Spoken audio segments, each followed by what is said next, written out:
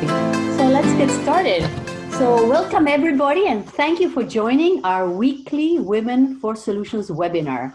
Today our talk is about climate solutions, the power in our hands. And our amazing speaker, Mridula Ramesh, a friend and inspiring change maker. She lives and breathes actually creating authentic and effective positive impact on climate change. Actually, she authored this amazing book, a must-read, The Climate Solutions, India's Climate Crisis, Change Crisis, and What We Can Do About It. Because this book is filled with real practical solutions. And really, it's a go-to guide to combating climate change for the years to come in the real way. She's founder of the Sundaram Climate Institute, which focuses on wastewater solutions and all education. She's an active angel investor in Cleantech startup with a portfolio of over 15 startups. She is an inspiring leader. Mridula sits on several angel managing boards as well, and is a graduate of Cornell University and an MBA, holds an MBA from the Kellogg School of Management, as well worked for McKinsey at Silicon Valley. She is a regular, she writes regularly on climate change, as you can imagine, and also works in the real world as an executive director of Sundaram Textiles. And just a few seconds more about Women for Solutions. We are about inspiring solutions, and that's why we follow what Mridula is doing. We're a global network of thousands of women, entrepreneurs and intrapreneurs in over 40 countries that seek to balance purpose and profits towards a caring economy, an economic system, very simple, that focuses primarily on the wellness of people and planet. As the founder of Women for Solution, we are proud that today is our 125th webinar, where we create awareness, we connect, we learn, and inspiring actions to reimagine our future with real solutions. On this note, Mridula, the line is all yours. I finally learned I'm not very good at technology, but one step at a time, we'll figure it out. So thank you, Laura, for that lovely introduction, and thank you for what you're doing. I think it's more caring in this world is always a very welcome thing. And thank you all for joining. Just to get a perspective, you know, how many of you are in a place which is more than 30 degrees centigrade right now? Because everybody's muted, but we're all in to hear what you have to say about how we're gonna get this done, because okay. So let's just get started. Usually when I start, I teach about climate change also, and something I always find quite helpful is to make sure that we all start off on the same page. So with that, I'll just get started on a quick thing on what is climate change. So, usually I like interacting with students, but with this, I'll just say, it's today, based on our measurements, there is a station in Hawaii where the scientists started taking measurements in the 1950s. And for the first time, he showed that first, the levels of carbon dioxide across the world were the same. And in the 50 years he started taking readings, he found that the levels of carbon dioxide were rising. And then further scientists started digging these deep holes in the Antarctic ice, where there were tiny pockets of air from hundreds of thousands of years ago trapped. And they checked the levels of carbon dioxide, and they found that if you can see the slide, we're at the highest carbon dioxide level in hundreds of thousands of years. So today, experts believe that the levels of carbon dioxide that are there today has never been experienced by modern human beings. And when you put that together with the fact that, in Earth's billions of several billion year history, this last 10,000 years has been a very strange anomaly, right? It's almost like, the climate has been so calm that it allowed agriculture to rise. And now we're tipping it out of that calm zone, right? So we're really going into a place which humans have not really encountered before, modern humans, and human civilization has not gone encountered before. So what is climate change? So what I'm about to show you is a short video. This is from NASA, and we're going to look at the last 140 years and how the temperature has changed over this last 140 years. And this is again based on colors. So this compares a temperature in a given time frame, which is shown here in the top right hand corner of your screen. And blue is colder than average, yellow is mildly warmer than average, and red is hotter than average. Okay, so we'll just get started. So this is the 1890s. This is the 1920s. This is the 1940s. This is the 1970s. This is the 1990s. And this is now, right?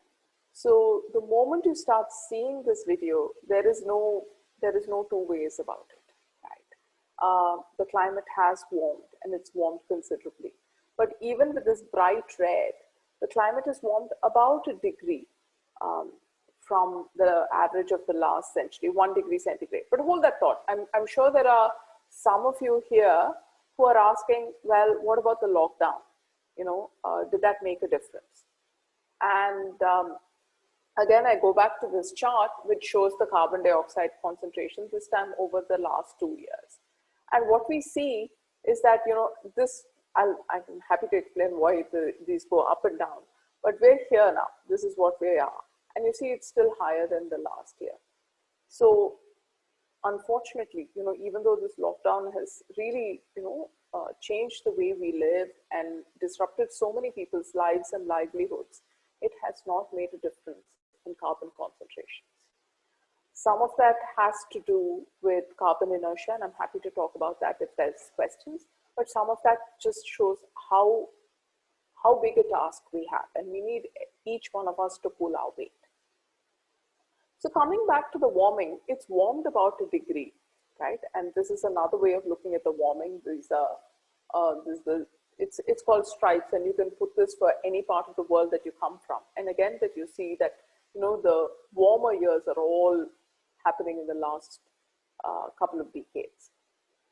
So, the first question I get when I teach this course is, 1 degree is not a lot, right?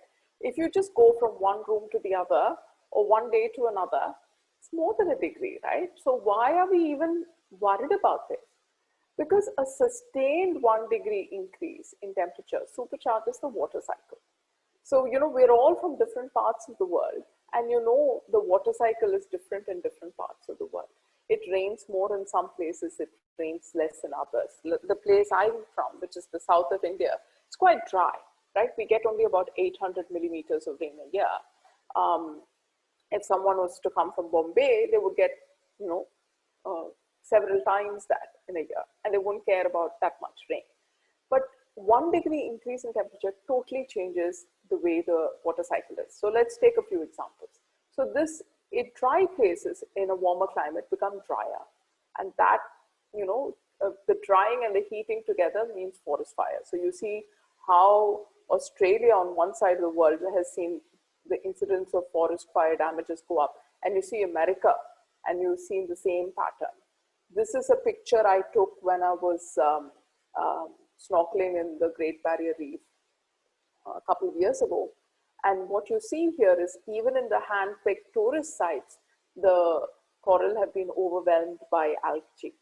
And what's really sad is these coral reefs are really our medicine cabinets, right? They hold, just apart from the sheer beauty and the biodiversity contained in them, if you want a human reason to preserve them, I mean, there are thousands of reasons to preserve them. They're our medical cabinets, they protect our coasts, and studies showed that the Great Barrier Reef provides tens of thousands of jobs, but no tourist is going to want to come and see this, right? And it's just happening, and this is not something that the corals can recover from. In another place, the storms in a warmer climate are going to become much stronger. So this is from Hurricane Laura, it just happened some time back, okay? And right, and this is from Amphan in Calcutta.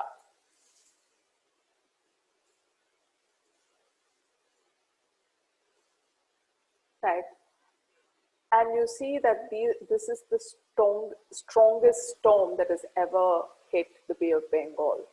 And if you see it once, it's different. We've had the worst drought in Madurai in 140 years. You see the strongest storm.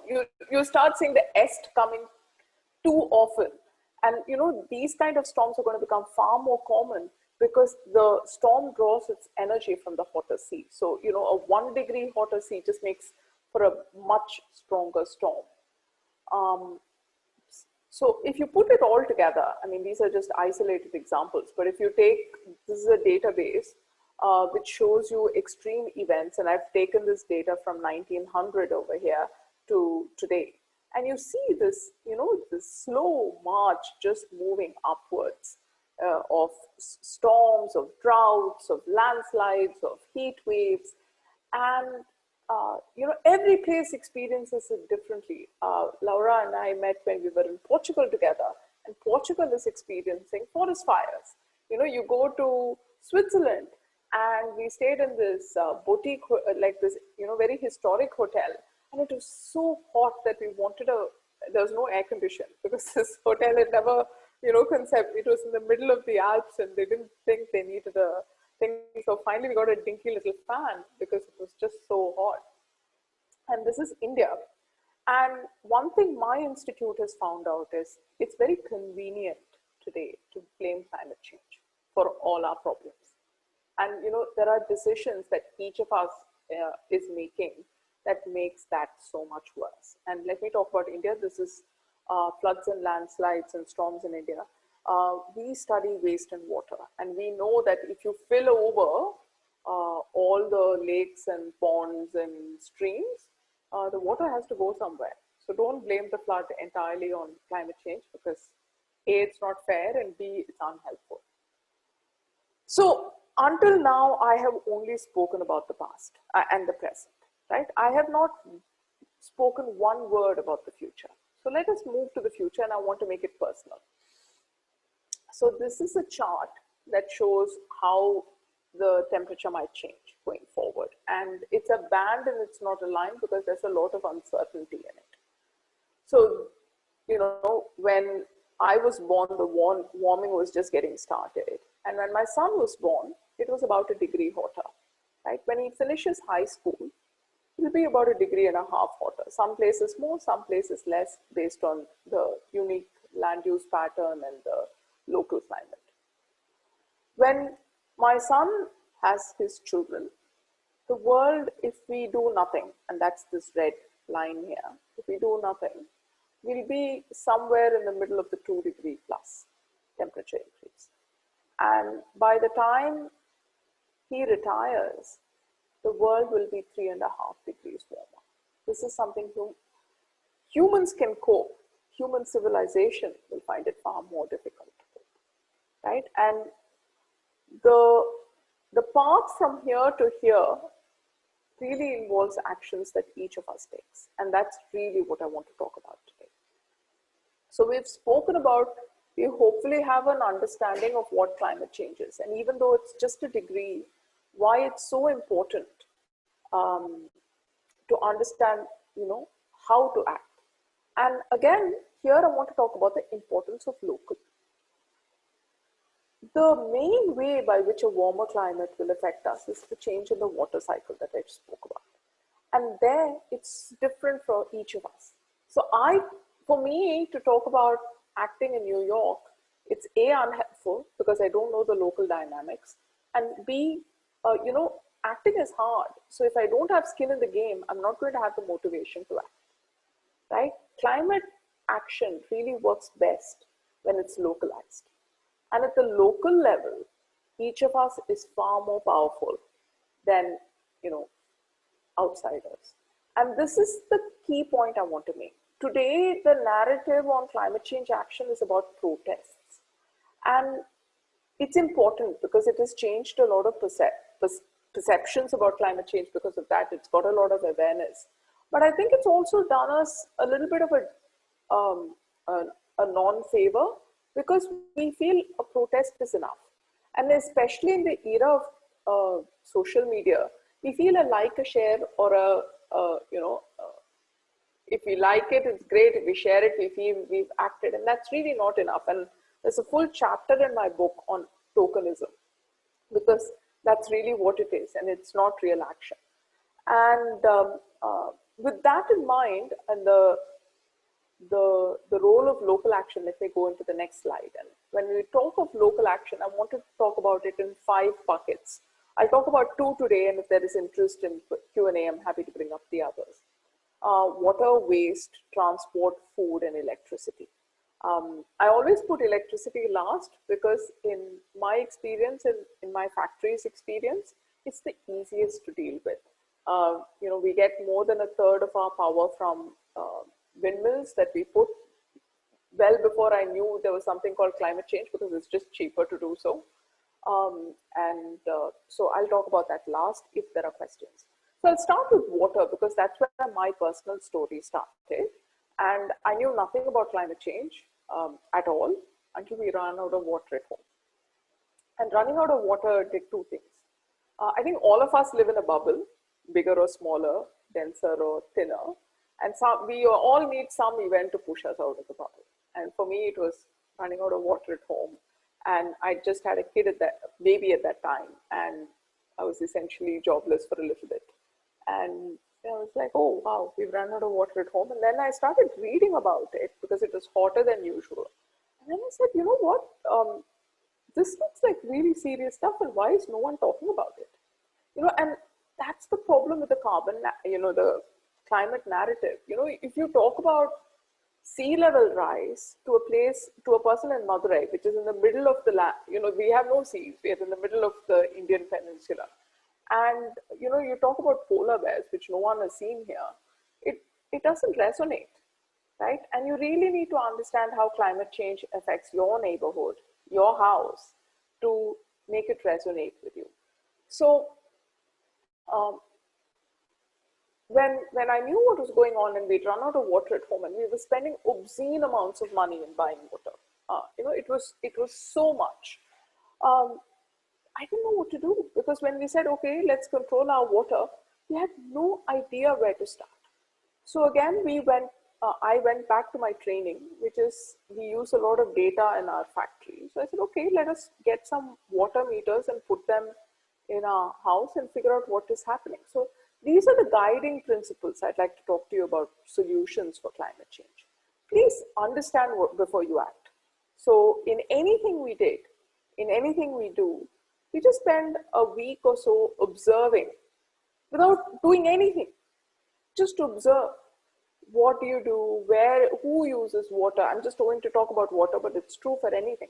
Who uses water? When do you use water? What kinds of things do you use water for? Where do you use water from, etc.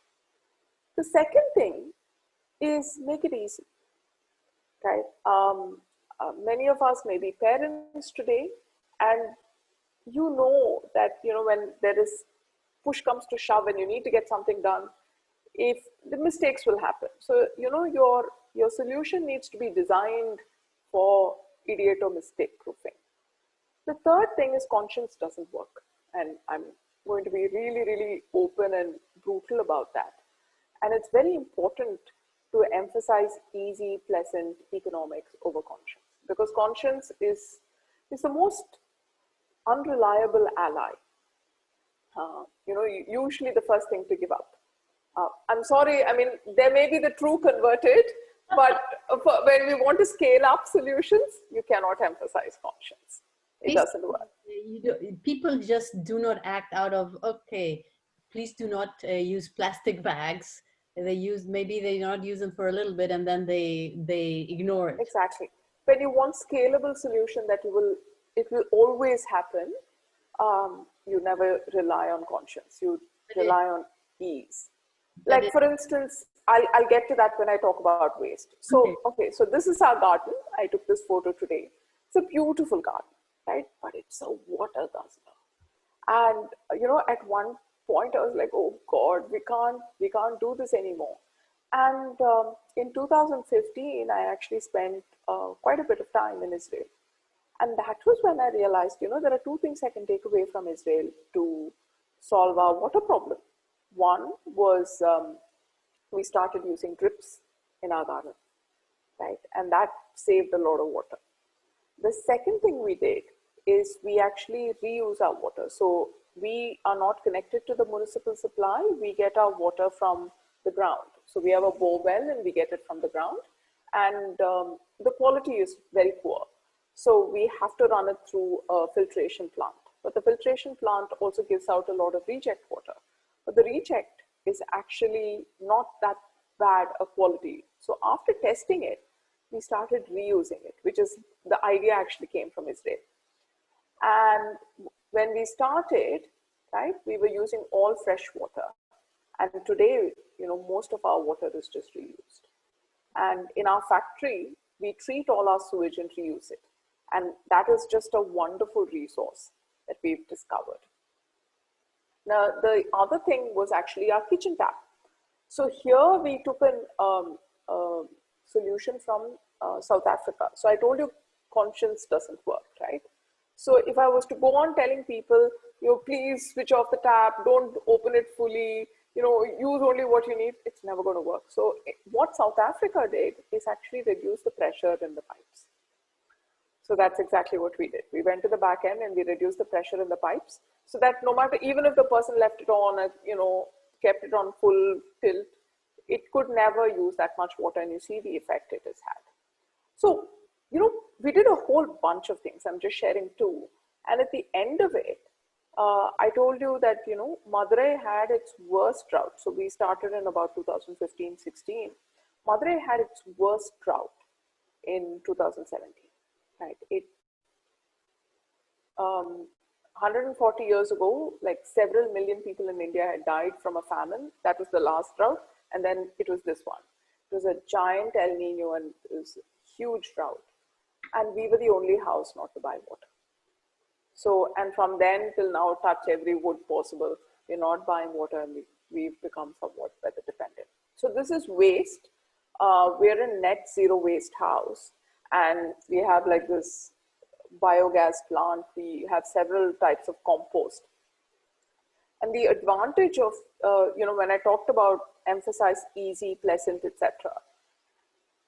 This doesn't smell. So everyone who visits our house goes really close by and I make them smell this. It doesn't smell.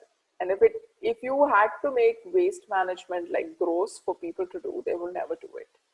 So that's the whole thing on conscience. And this saves us quite a bit of money because it just replaces our cooking gas. And we do that from our food waste. So again, you know, that was a big aha moment from our waste. So we started by sending everything out and now we send barely anything out and we pick up waste from outside to process in-house. So we become net zero waste. And we took this and, you know, we've just taken it out into the world and we sort of teach people about this on what you can do, etc. And this is the world famous Meenakshi Amman temple in Madurai. And we put one of our plants there as well. So the elephant gets its food cooked from its own waste, which is cool. So I will not talk too much. This is really what I had.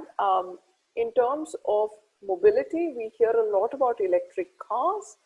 Electricity is often not fully green. And by the time it comes to your house and it gets used in your car, etc., it sometimes can be more than a regular car, depending on how many people drive it, etc. And many of you may live in a place where public transportation is not very common. So I was actually trained as a mechanic in my first job. And one of the things I learned is two very simple things to do is just drive in the right gear if you're driving a geared vehicle, and inflating tires. This can save your fuel average between 10 to 30%, which, if you don't want to really pop for an electric car, or your grid runs on very fossil fuel heavy sources of electricity, it's it's a far better thing to do. I can talk about AC and AC temperatures. My husband and my daughter have this weekly ritual where they clean their air conditioned filters every week, and it's freezing. Our power consumption has gone down by 20–30%. Just cleaning the filters every week, it takes about 2 minutes. And we set it at 24 degrees centigrade. And it's cold, even at that temperature. And I'm the kind, I went to school in Cornell, okay, and I lived in Chicago, and I liked the cold. And you'll sort of get acclimatized to 24 degrees, and it's a nice temperature to be in. And that's, I think, there was a study which is in my book, and I think it saves like some 150 to 200 coal plants if all of India did this. It just went for slightly more energy efficient air conditioners and maintained it and kept the temperature right. You do save, if all of us did it, it's hundreds of coal plants saved. So it's a far easier small thing to do, and it's easy to do. It's not very difficult. Again, going back to don't focus on conscience, focus on economics, focus on ease to get scalability. I think that's it's a good thing to try out. So that's what I wanted to, that's the whole point of the talk. It's a global problem, right? And it's probably the single biggest problem we'll all face in our lifetime. COVID will come, COVID will go, and most of us will get through it. But this is something that is going to leave no one untouched. And it requires each of us to pull our weight, but in a different way. We need to pull it locally, in our homes, in our streets, in our neighborhoods, in our cities. And there we are very powerful, right? Within our homes, within our factories. In my factory, we have 100 water meters. We have every electric motor is a friend of mine, and I can keep talking about what we do there. We're one of the most energy efficient factories in textiles in the world. So, each of us needs to act locally in a way that emphasizes meaning for us. And it makes it, I think if there is one thing I'd like you to take away, just observe your problem before you come to any solution. Because, if you can focus on making the solution easy, the chance that you will do it again and again is more likely. All right? Thank you. Thank you. So, Mridula, I have a question. Let's talk about local in a few minutes. But first, I want to ask you a very specific question. Is that, you see, with COVID, that is something that that's everybody worried about, and especially within a few hours, days, or weeks, governments have done incredible changes, like taking the liberties of people's leaving their homes and doing all these things, spending maybe up to now maybe $4 trillion globally. Everybody is going crazy about what to do.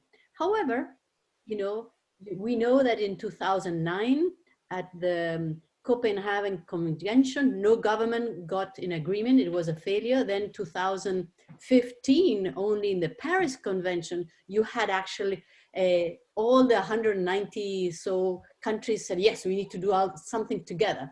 Still, we are at 2000, and changes have happened immediately for the health of people, but changes for, let's say, changes in the automotive industry, or as you say, in reducing the faucet pressure, or doing very basic things, are not happening. And it's all, oh no, unemployment will go down. But look what happened with COVID. Unemployment went drastically down with COVID.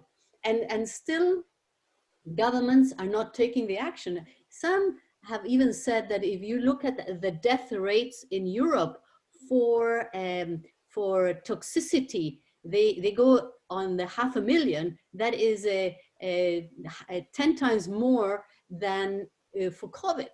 So how can you, what is the real problem? Is there a solution with governments? And if not, we can go straight to the solutions you're predicting.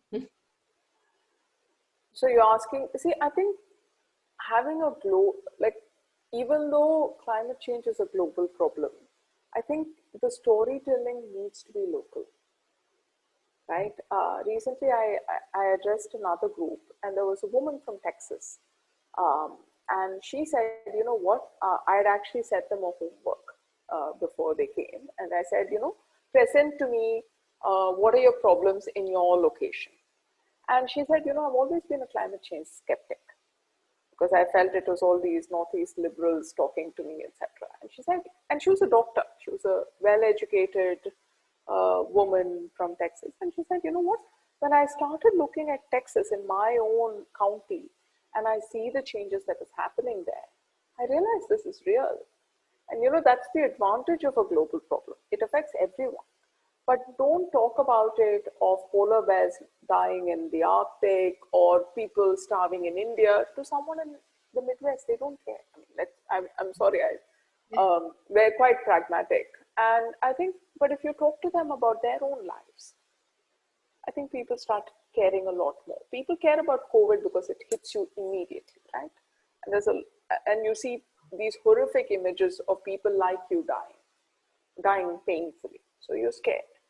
In climate change, we're talking about, you know, like some very different looking person in a different environment suffering. And you're like, yeah, okay. And you've been asked to take the pain. And I think if you can rephrase that saying, you know, look at how I'm being affected. And if I can make my solution, and that's when I think, you know, you need to think about it, of how to make the solution easy, convenient. We've gone zero waste. So, you know, it's a substantial achievement, and we do that in our factory as well. And there are, you know, hundreds of people following all of this, and we do it every day and we've made it so easy. It takes no additional time to do it. And that comes to design. No additional cost. Maybe there's a savings behind it. There's a huge savings. There's a huge savings. And that is what will make a difference. That is what will make a difference. You know, I think if you can make it, and that's why I say you need to observe it, because you will never be able to come to a solution. I do think government regulation is important, but why does Paris Agreement have to say it? You know, like if the Upper West Side or the Upper East Side in New York decides to do its own thing, right? It is best positioned. People there are best positioned to understand who to talk to get this to pass. How do you get it to pass? How do you get support? Make it so local, where you make solutions far more sticky.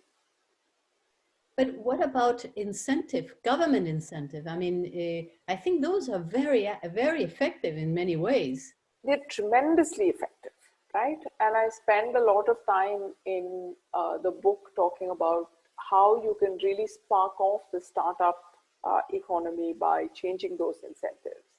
And I think, again, it is not India that needs to do it. It's not the world that needs to do it. A city needs to do it. And in a city, the individual, you know, once you understand it, you have access to your local lawmaker far more than you have to a Prime Minister of India. And then you talk to them and say, you know what, this is happening. And many cities in India have started doing it. Bangalore started it. So I have 2 startups that do waste management in Bangalore. They're doing fantastic work, right? They're managing one is managing hundreds of tons of waste a day, and they're making money out of it. They're providing jobs, they're making money. You know, when I put this together and I did a study and I put it in my book, I think we're talking 600 to 700,000 new jobs if you manage your waste in cities. You know, the whole world is hankering after jobs, and we don't have it. That is amazing. Yeah, I think that in that I think that you're very right about local, because really what makes a difference is when you can actually impact in your city. So what about, I have a few other questions, but what is the role of air pollution in climate change, if there is at this point, and what will happen in the future? Okay, that's a great question because they very often they work in different directions. So what I get is a lot of people saying, if we solve the air pollution problem, you'll actually address climate change. Well, air pollution has a name in the scientific community, and it's called aerosols, right? Because it's particles in the air, so it's called aerosols. And there's a lot of uncertainty because, it's a catch-all term. The particles are different types of particles, they're different chemical compositions. Some of them warm the air, but many of them cool the air because they reflect sunlight, right? So if you actually get rid of air pollution, you might actually end up warming the planet. So accelerating climate change. It's a no-brainer for your health, but if you're doing air pollution to solve the climate, you might actually move in the wrong direction. Can you explain that a little bit more? Because it's a little bit confusing, because air pollution, you shouldn't be using aerosols, you shouldn't, it will... That's ozone. Yeah. Those are particles that impact ozone. So see, air pollution is like saying all the kids in a classroom are the same. They're not, right? They're all different particles, and each particle impacts the sunlight a different way. Some particles, like black carbon, the soot that comes when you burn diesel, will warm the planet, right? So getting rid of black carbon is a good thing. But many other types of aerosols, right, cool the planet because they go high enough up and they reflect the sunlight and they cool the planet below it. So if you take them all together, there's a lot of uncertainty on how they will behave, but most scientists say if you get rid of aerosols, the planet will warm a little bit. That is fascinating. But so then this leads us to another interesting thing, is that how important are, since a few years ago we have Greta having all these groups protesting every Friday, not going to school and all these things. Have you seen a real impact from these protests? Yes and no. Okay. Yes, because I think it has gotten enough attention that the financial community is now realizing that climate change is real and they want to get into the act. So I think that is a real, it's elevated the conversation, it's put it on the agenda, and it's very important. The problem really is protests are not enough. Right? The protests are a start to action, but they're not an action in and of itself. I think we need to move beyond protest into acting. Protest might be the beginning, but for example, when you have protests, you can have also students that say, make sure that their university doesn't invest in exactly leading pollution, or a tipping point on the financial capital market. Yeah, so I think those are all fantastic things those protests have accomplished, and they've sort of set off different, like Amazon's employees, I think, protested saying it wasn't doing enough. I think those are all really, really important. But again, you protest and then you act also. So those two are different. And I think a lot of younger people, especially when you start protesting on Twitter, etc., they think that's an action. It's not. You do need to go to the next step. So basically, people who protest should maybe protest, but mostly to do things at home. Start at home in your city. Start at home, start at your street, start at your neighborhood, start in your city. Yeah. Because in Women for Solutions, we started something very interesting. We have, this is called Reto is a challenge. We started this in Spanish. We are at a 58. And so basically we give, every day, we send out these challenges, and we tell people these very basic suggestions of what they have to do every day. And people, start to think about it. So they create consciousness. That's what we were thinking. But maybe we need more of your advice to put these challenges into more scientific, not scientific, into more solution-based, scientific base, as you said, lower the pressure of the water pipe and so forth. Huh? I think, again, you're your best judge of knowing what works and what doesn't. That's why, the first 2 weeks of observing before you act at all. So you set a baseline. So you start, my husband hates my experiments because, experiments, some of them work, many of them don't. So, in our, I think it's sometimes good to get an idea of, try out things. But for example, I've read your book, and I've marked certain things, and I've implemented them, and actually I've added them to the challenges. But how that's a few people doing this. Few people have read read your book. I mean, thousands have. I mean, I don't know how many, but thousands have read your book. But that's not enough. That's why I always think, how can you bring forward these issues on cities with such simple solutions that already exist? See, one of the things I found helpful, and I think, you have to keep trying, let a million flowers bloom, right? You have to try out different things, and different people do different things. One thing that I find works for me is actually investing in startups, who then, that's their life goal, to go and make that change. So that's like waste management, water management, water management, food, like meat substitutes. Going vegetarian is a good way to combat the planet. So, yeah, you're talking about food, and that's very important. So, what about food and climate change? How can really see? I mean, you say vegetarian. Is that enough? Because what is your position about? I mean, in India, it's easier to become vegetarian. But no, actually, no. I mean, you don't have to be 100% vegetarian, right? It's not black or white. You just reduce it. You observe how much you eat. I think red meat is really bad.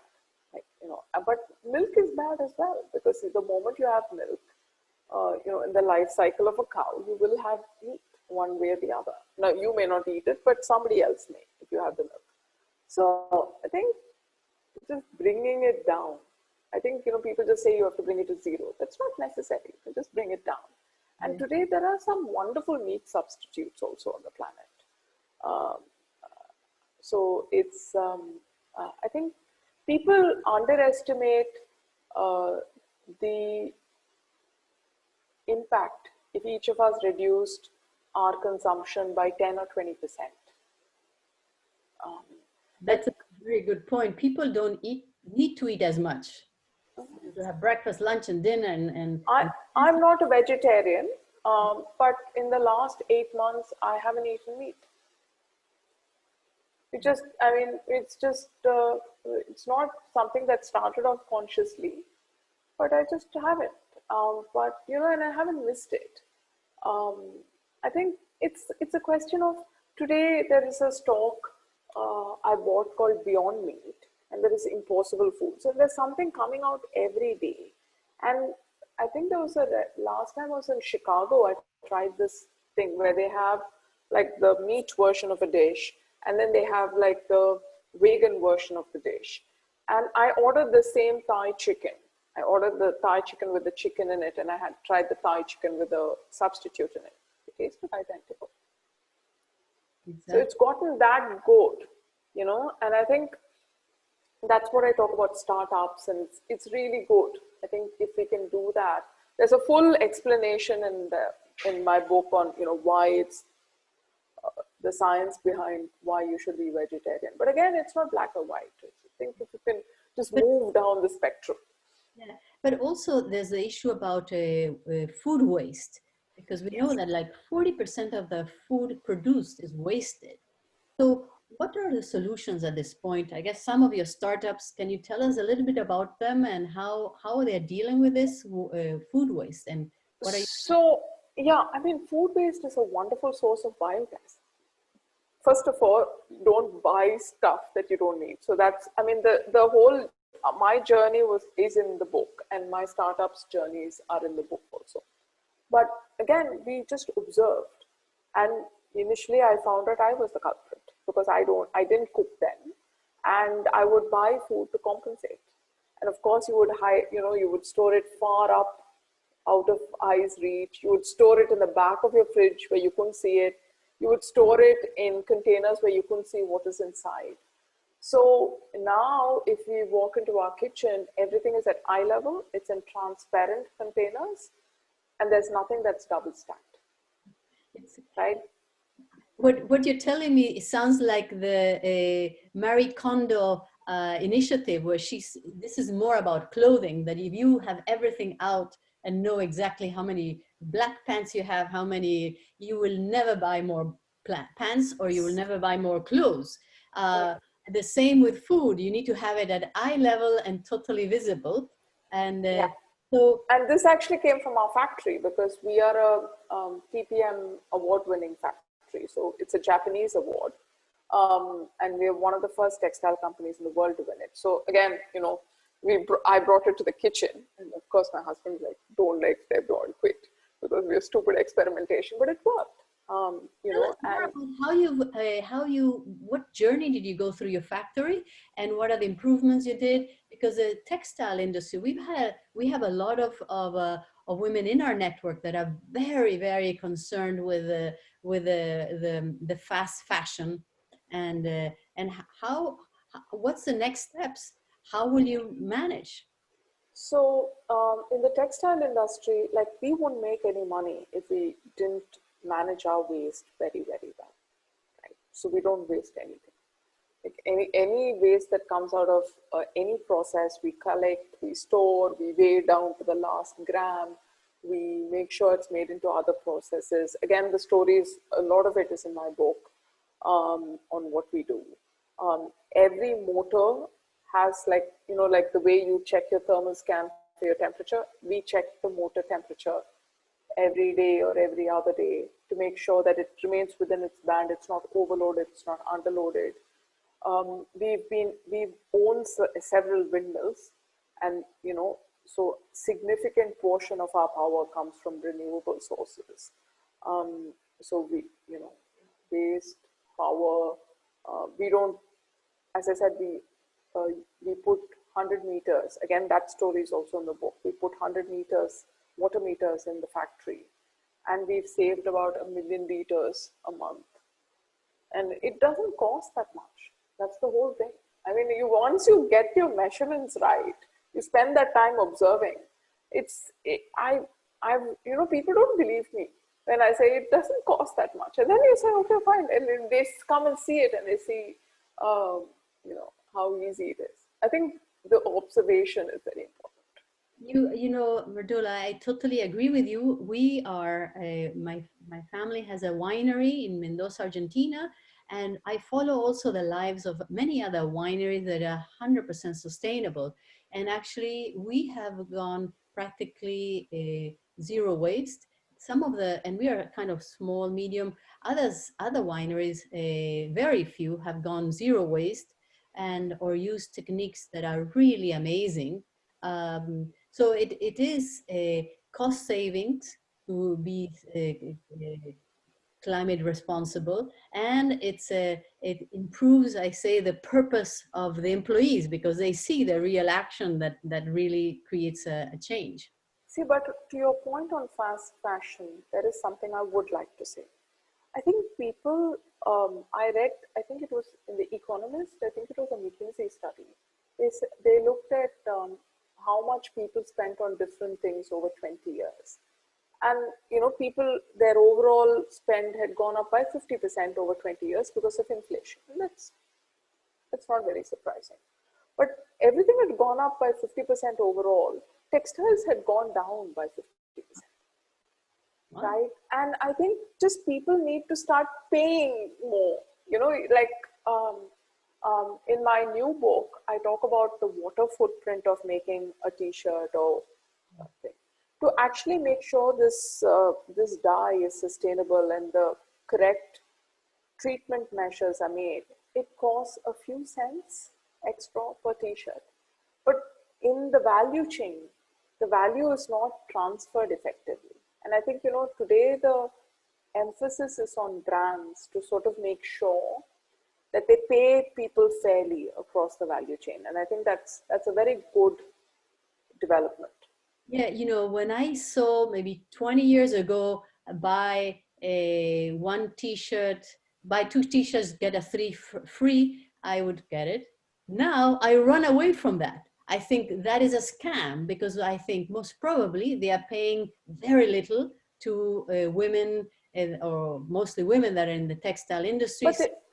But they pay very little to the factory employing the women. Yeah. If it is one factory that cheated, that's different. If there are hundreds of factories all doing the same thing, there is something wrong with the value chain. And today, that's something that we're talking about increasingly, that, fair brands do need to pay fair prices across the value chain. Exactly. Living wages all across. And even for the factories. Yeah, because we don't need 3 or 4 black pants. 1 is enough, really. If you, it's just a question of habits, of how unnecessary is to have this. It's like this need of eating, that eating will bring you a lot of wellness. It doesn't. The quantity we eat is a lot. The quantity we purchase on clothes is the same. It's also a real problem. So yeah, I think the point that's being chatted about, that high price doesn't mean fair trade, is absolutely right. I think, I think concerned customers need to ask, people are concerned about wages being paid. But again, the point I'm trying to make is, one factory doing that, about 5 factories and 100 doing that, you can say, yeah, they're exploitative. If all 100 factories do it, there's something structurally wrong, right? And I think today there are technologies to ensure, that it's just being fair all the way through. Yeah, the transparency of a supply chain is there, and the metrics are there, and there's amazing. I think the Higgs index is something very, very effective. But how are women impacted with climate change? What is your view on that, given that we're a women led organization? So I'll talk about India, and some of it may be true for other countries, but I'll talk about India first. Most, Indian women don't work, and it's really surprising. We have a fewer percentage of Indian women working than like Saudi Arabia. Not all of India, but urban India. Like my state is one of the most developed states in India. Tamil Nadu is in the south. We have fewer to million urban women working than women in Saudi Arabia, as a percentage of women. It's ridiculous. And again, people said I was wrong when I threw up the statistics. It's from the International Labour Association. And they said, oh, wow, it's really true. And I said, and most Indian women who work in agriculture. And agriculture is something that's going to get hit on the nose by climate change. So that's one way they get hit big time. The second is violence against women. And, again, there are studies cited in my book, but there are also there.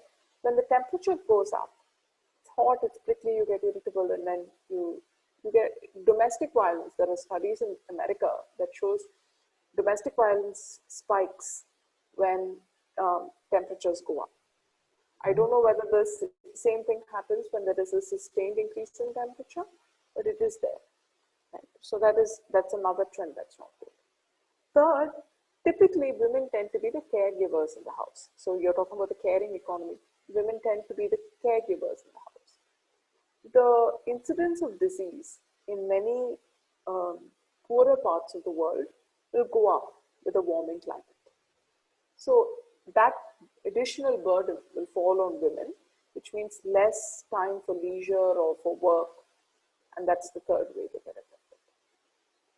Well, so you say climate will affect more violence, domestic violence, that actually has increased 30% worldwide because of isolation in many countries. Then it will increase, it affect women because of diseases at home, because of the climate. They give the caregiver. And in India, things water is a woman's job, right? So very often in my city, many households get water from the municipality, and they get water not, if you open the tap, you don't get water. You get water once every 2 or 3 days, and it will come sometimes in the middle of the night for 2 hours, and they'll have to wait and stand and pick up buckets and fill it and all of that. And it's a pain. It's a real pain. It takes a toll on your health and everything else. Yeah, because one of the key things is to be well hydrated as humans. We know you that lose time. I mean, if you had to get up every morning at 2 o'clock in the morning and fight with others to get your share of water, you're not going to be very happy in life. You have to do it all the time. We can live without eating for a very long time. As we know, people can fast for days, but without water, it's quite impossible after a few days. Yeah. And clean water. So on that note, Mridula, this has been really inspiring. I think you've given us amazing information and really good solutions or ideas of how Women for Solution can really put our energy into climate change and create real impact. So on that note, would you give us just a few closing words on this call? What is your call to action today? I always say anybody in this line or listening to this webinar should get a pen and a piece of paper and write down, what is it that we're going to change? What is it that you would like to see change? The 3-4 things that are easy and a must for everybody to change.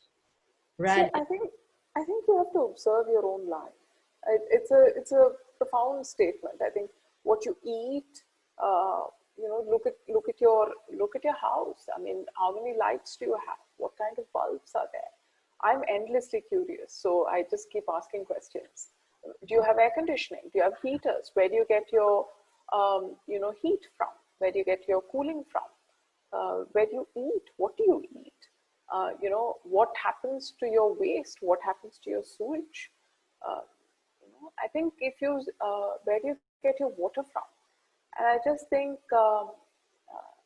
if you ask those questions for yourself and then say, why do you want to do this? You, yourself, right? Forget about the world, forget about global warming, etc. I think, why do you want to do it? I mean, I have kids. So when I saw the chart about 3.5 degrees, I got really freaked out and said, I need to do this. But, and when I started writing about it, people kept on talking about polar bears. And I said, enough's enough. We can talk about our own problems. But, figure out your own why. And the what will come if you just sit in your room and look around. I think your what will come very clearly. Yeah, so basically your message is conscious, might not change real habits. But when you really observe, ask the questions, where does things come from? Changes from your own home might create it's a few 100,000, millions of people changing little habits can really make the climate change, rather than asking the big countries to make the changes. Because I think that if we do small changes, it might really affect our cities, or affect our municipalities, and then that can grow to a higher level. It gives you a greater belief, and it gives you words that gravitas. Why would you believe me if I'm not practicing it myself? Yeah. Well, on that note, I want to thank you very much. This has been really Thanks so inspiring, much. and it really what we are looking as Women for Solutions are solutions that we can scale. And so we will definitely be implementing many of your suggestions, making sure many read your book so that we can get actual solutions out there that are very practical and very local, because you start, I think climate change, I say, starts at home. Absolutely. Yeah, absolutely. Thank you so much, Laura.